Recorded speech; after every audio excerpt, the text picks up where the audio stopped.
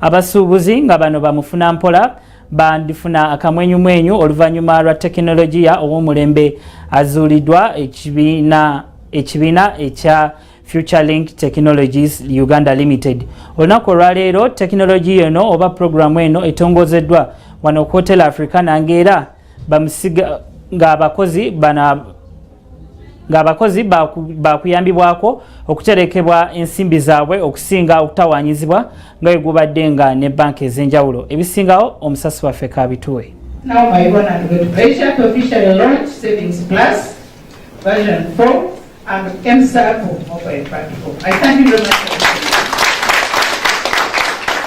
Ngemu kungere y'okugonjawo enkola y'okweterekera akasente abasuubuzi bamufuna mpola bateereddwawo pulogulaamu egenda okuyisibwa mu bibiina eby'obwegassi kiyite Sako okulaba nga batumbula ebyenfuna byabwe. Kino kiddiridde pulogulaamu empya etongozeddwa kampuni ya FutureLink Technologies nga wano omusuubuzi ajja kusobola okujjayo n'okutereka ssente nga tatindizza engendo nga bwe kiri mu nkola za banka. Mu ngeri y'emu enkola ya mobile money yakuyambako ng'era emikutu omuli egya MTN ne Airtel gye giri mu mitambo. Bamemba ba Sako kati kyetwogera bayinza okusindika ssente ku mobile money ne bazisindika ku akaunti yaabwe mu Sako ate ne bazijjayo. Kati omukyala atunda ayina byatunda mu katale takyayina kuzayo ssente mu nga kashi zimugibwewo, kati ayinza okuzisindika ku Sako ng'akyali mu katale. Okusinziira ku avunaanyizibwa ku mirimu mu banka ya Uganda Justin Bajenda, enkola eno yakuyamba nnyo abantu b'omu byalo naddala bamufuna mpola, era wano wasabidde kampuni ya Link ne Equity Bank okubeera n'ebisale ebisaamusaamu kisobozesa abasuubuzi okwettanira ennyo enkola eno.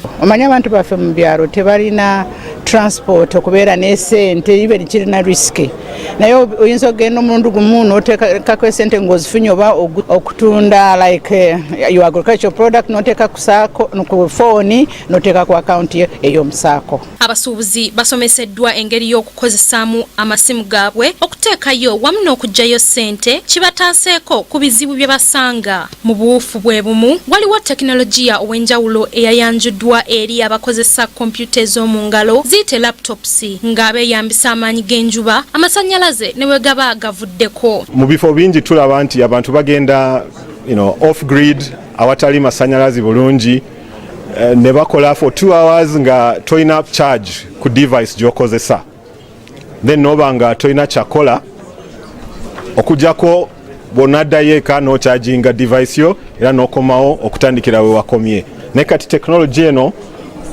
tugibaleetedde ku FutureLink Technologies musobole okugenda mu maaso okukola for more hours. Abasuubuzi naddala bamufuna mpola bakubiriziddwa okwettanira ennyo ebibiina by'obwegassi ebiriwo mu butongole lwe banaasobola okwekulaakulanya. Eggulire lino likusakiddwa Beka Mulinde ku lwa Kingdom TV amalindirire.